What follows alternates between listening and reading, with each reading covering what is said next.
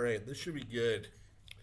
One of the things that communists like to do is claim that capitalism's killed like 9 bajillion people. And this is to deflect from the very real and shocking death toll of communism. Let's get right into the video and see what this guy's got to say. Today we're gonna look at how many people died as a result of capitalism.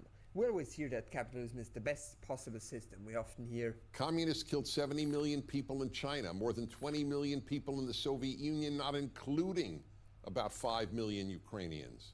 And if you search for it, you will find people on the left claiming that capitalism kills more people than that. So we're going to have a look at the real facts and come to our own conclusion. In this video, we will look at how many deaths capitalism caused, and in the follow-up video, we will examine how many deaths communism has caused. Before we can really see how many people die because of capitalism, we have to define what it is. The Oxford English Dictionary says capitalism is an economic system in which a country's business and industry are controlled and run for profit by private owners rather than by the government.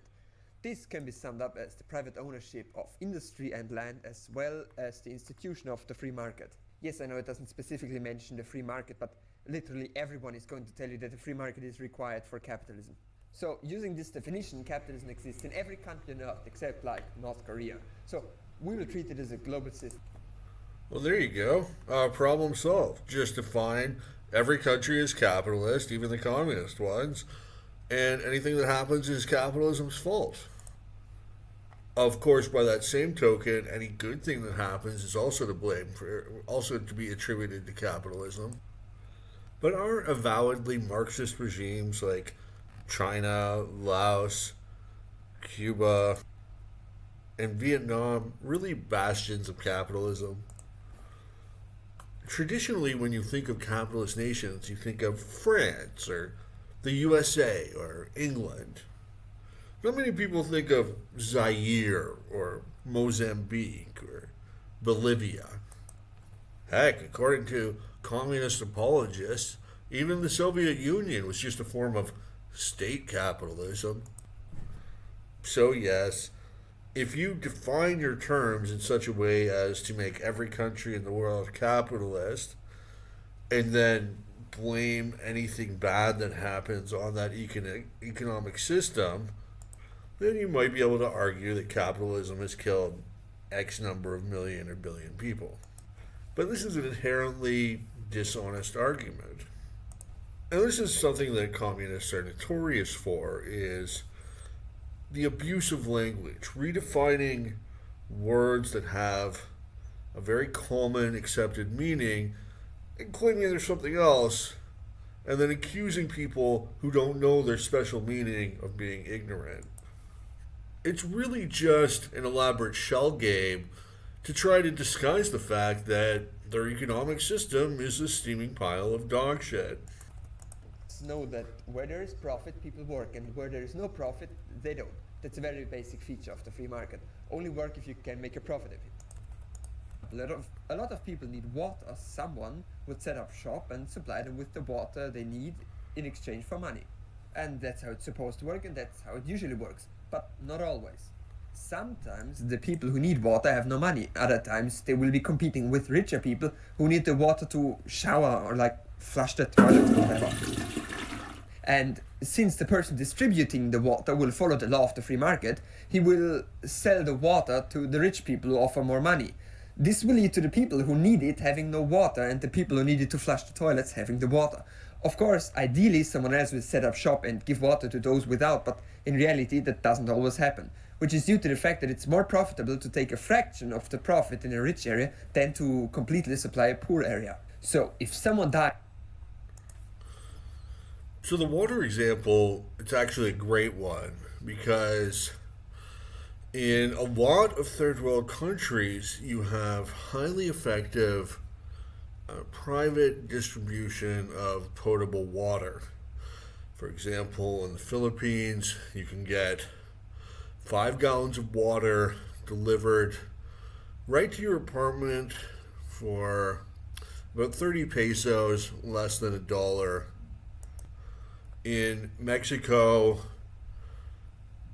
they have filling stations. They have guys that will deliver it as well. Similar situation, you can get a big jug, 5 gallon, even larger, and filled up with just the sweetest water. I'm not sure exactly where it comes from, but it tastes great. Meanwhile, the tap water, while technically locals can drink it, practically most people don't, because it's so affordable to just buy this private water supply.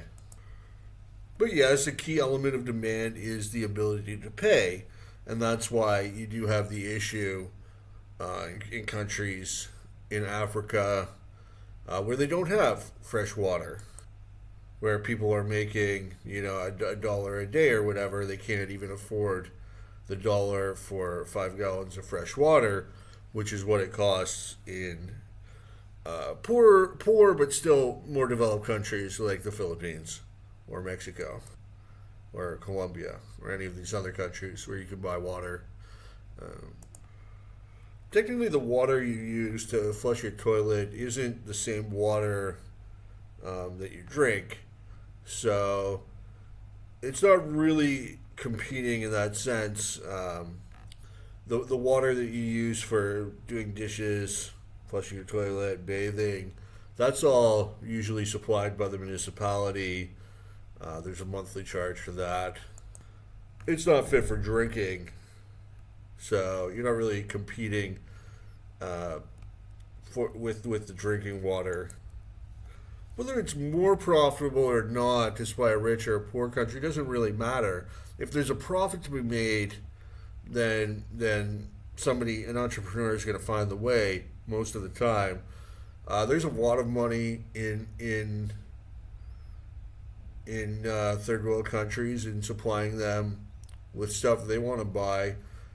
The whole factory system has always been about producing goods for the lower classes in first world countries, for the working class. That's been the whole purpose behind mass production. And it's not like there's only one investment firm in the world. They have to choose between supplying the first world and the third world. If you can make a profit, that's going to be sustainable. Entrepreneurs are going to allocate resources there. Now, if there's no demand, and an element of demand is ability to pay, then there's no profit, then those resources aren't going to go there. That's a problem, absolutely.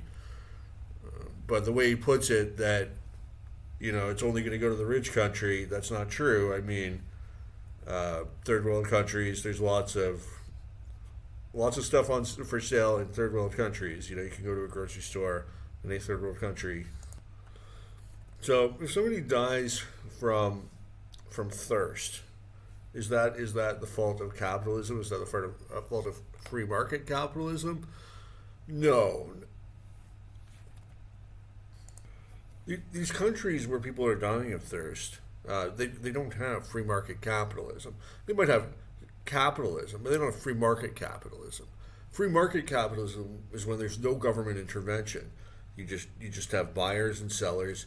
The government ensures there's no use of coercion or fraud, but other than that, it's a strict market economy. Okay, that's not going on in any nation where you have these ultra low incomes and no access to clean water. Okay, these places are highly taxed, highly regulated, and there's very little respect for property rights, which is another key component of having a capitalist economy. At any rate, this is just another variation on the nirvana fallacy. It doesn't matter how much good capitalism does, how many people it lifts out of poverty. It's always compared to some hypothetical ideal where everything is better in every way, and since it doesn't measure up to that, it's an evil system. Meanwhile, socialism couldn't even get basic consumer goods into the hands of the Russian people throughout its existence, but that's okay because it's a double standard.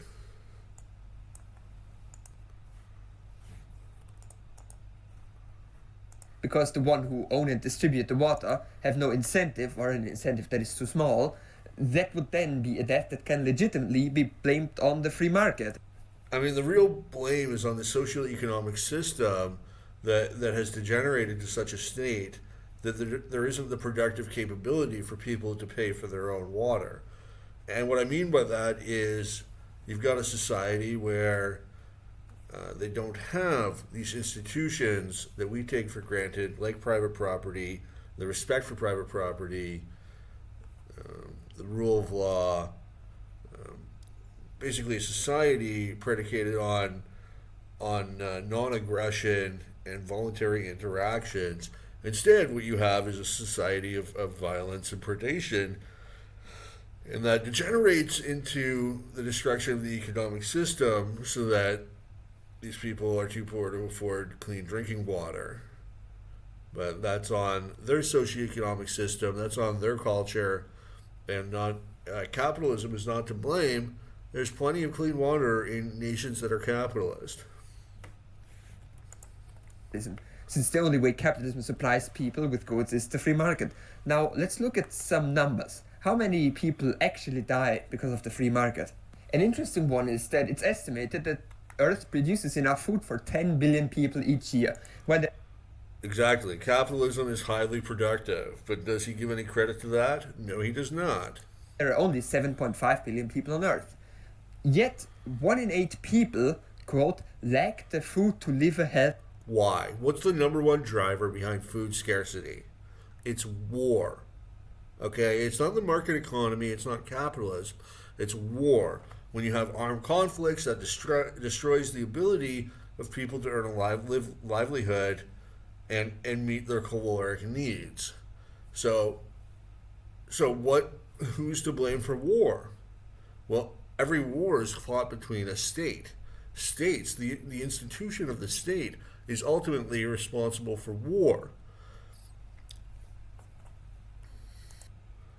Again, it's unfair to lay food scarcity at the hands of the market economy. The market economy is not driving food scarcity. It's driving the supply of food to feed people. The driver behind food scarcity is war and the state. Quote. This obviously isn't the problem of production, but of distribution. The food gets produced, but it's not profitable enough to send it to the poor regions in Africa, so they don't do it, and that leads to hunger, starvation, and death. I think it's fair to attribute those deaths to capitalism, since hypothetically, if we had a magic system that gives everyone the same amount of food, everyone... Exactly. If we had some magical system that's not existing in the real world, then something. But so it's unfair to compare capitalism to some perfect world where magically everybody has, a T-bone steak for dinner with all the fixings. Let's compare capitalism with any other economic system that exists in reality, and then see how it meshes out. And again, these nations are not capitalist nations. It's not every country in the world is not capitalist. In order to have capitalism, you need the rule of law. You need respect for property rights. That's what traditionally is meant by capitalism. If you want to widen the definition to include every country in the world, then you can do that, but you're not actually making any valid point or anything. You're not raising any legitimate claim. You're just playing a game of definitions. Would be obese and nobody would have to starve.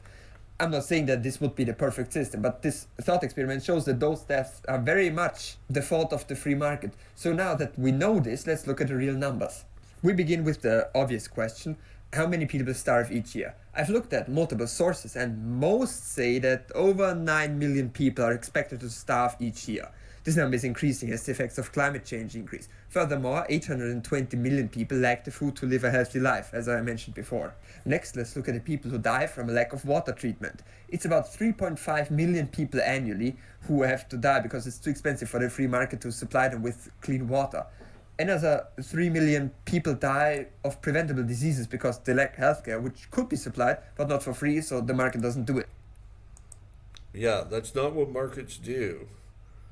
But one thing they do is generate an incredible amount of wealth that philanthropists then often give away in initiatives in Africa to help eliminate malaria and to help create clean drinking water access through wells, a la Mr. Beast, a la, so many programs. Bill Gates has done a ton of work vaccinating people in Africa. He made all his money through capitalism.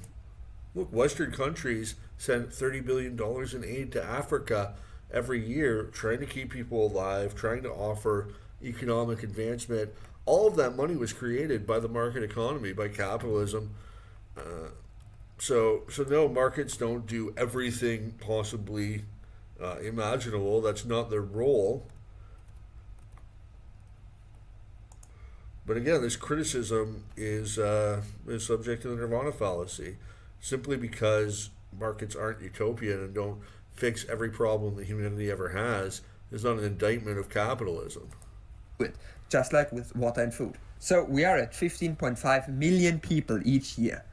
Since the year 2000, that's almost 300 million people who had to die because the free market doesn't care for them. I mean, without the free market, most of these people wouldn't have existed.